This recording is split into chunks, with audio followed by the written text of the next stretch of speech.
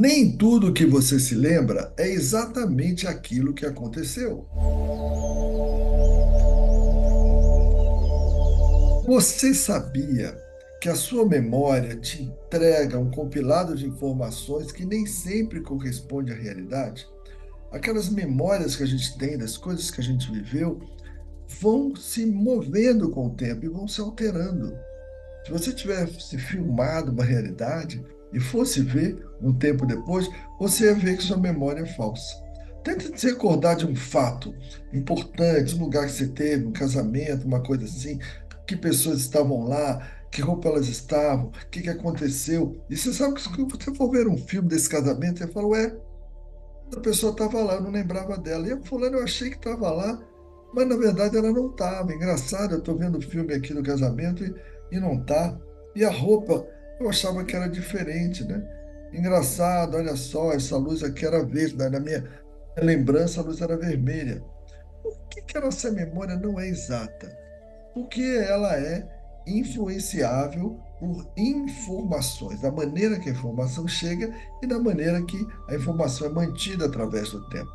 Tem grandes estudiosos de memória, e a ideia aqui é a gente bater um papo sobre memória de alguém que não é um especialista em memória, mas que pode te dar umas dicas legais, tá? Nós temos, por exemplo, as chamadas falsas memórias. O que é isso? Às vezes a gente se lembra de evento que nunca aconteceu.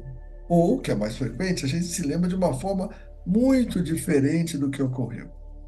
É o exemplo que eu dei agora do casamento. E você sabe que tem até estudo, tem uma revisão sistemática. A revisão sistemática, ela estuda vários estudos, pega vários trabalhos e revisa todos eles. E essa revisão sistemática mostrou, inclusive, que essas falsas memórias elas podem ser induzidas experimentalmente. Tem técnicas que você pode, de fato, induzir falsas memórias. Até mesmo o procedimento hipnótico, que é muito usado, né, para recuperação de memórias, às vezes até nele pode vir à tona uma memória que não foi exatamente o que aconteceu. Olha que coisa incrível isso, né? Outra coisa interessante que acontece é uma coisa que acontece com as chamadas memórias flashbulb. O que é memória flashbulb? São memórias de eventos ou de situações emocionalmente muito fortes, do tipo assim, me lembro como se fosse hoje, que também estão sujeitas a distorções, sabe? A natureza nos prepara para lembrar com mais intensidade de situações emocionalmente mais fortes. Do tipo assim, você correu um grande perigo naquela situação, naquele lugar, então o teu cérebro fala, bom, as memórias que forem guardadas com essa neuroquímica, que é uma neuroquímica que está instalada em momentos de altíssimo risco, elas vão ficar guardadas mais fortes, vão cunhar com mais força.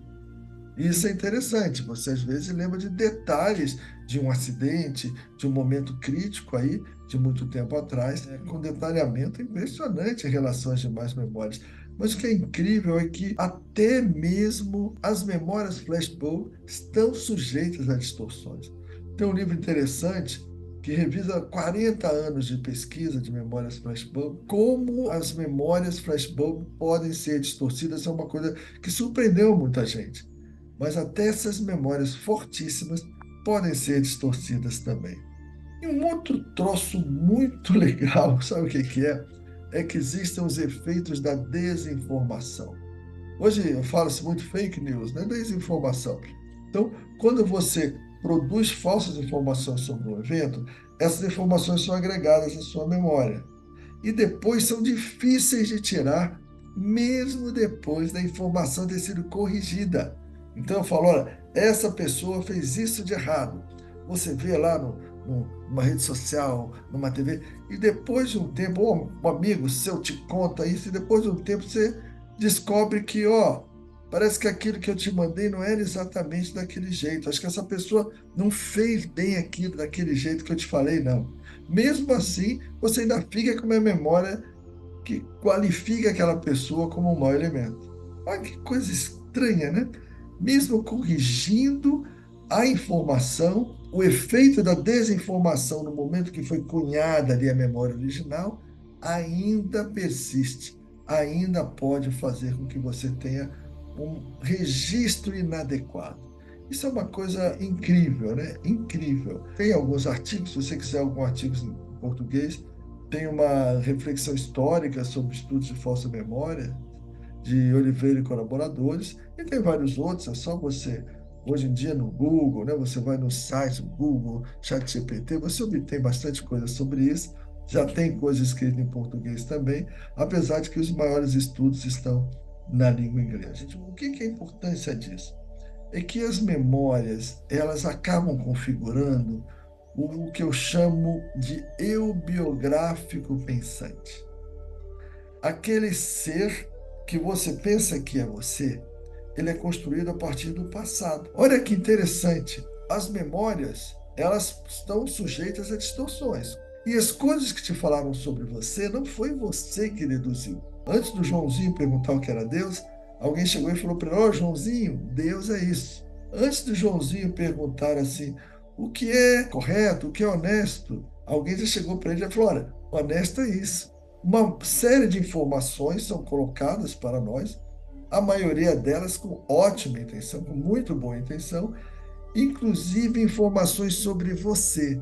Você é assim, você é assado. E esse menino é danado. E esse menino não vai sossegar na vida nunca. São informações que você absorve sobre você e que vão formando aquela ideia que você tem daquilo que é você.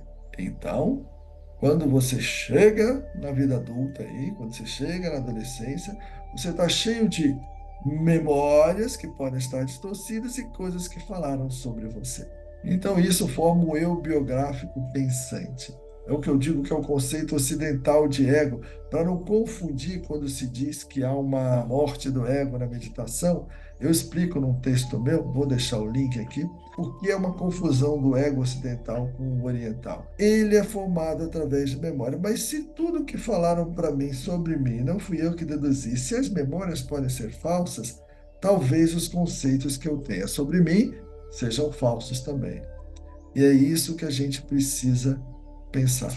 Isso era falado já pelas antigas tradições, observando a natureza externa do mundo, do comportamento da pessoa e a natureza interna do indivíduo, da sua essência. Os mestres de antigas tradições já sabiam que a memória é apenas uma ação mental e que pode ser enganosa também.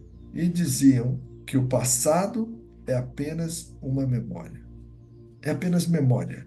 Passado é só memória, futuro é só imaginação. Passado são todos os conceitos, futuro são todas as projeções. Então, a vida verdadeira, segundo essas tradições, estaria no presente. Eu, particularmente, acredito nisso. Eu busco ter consciência do presente, que o presente, como o próprio nome diz, é um presente que a gente recebe da vida a cada hora, a cada dia. Cuidado com a memória, quando ela quer forçar você a se agarrar a um conceito que às vezes não é capaz de traduzir a grandeza da sua verdadeira essência. A memória é uma coisa útil. A antecipação do futuro facilita o nosso planejamento, mas não vai mais nos roubar a alegria e a intensidade de viver no presente.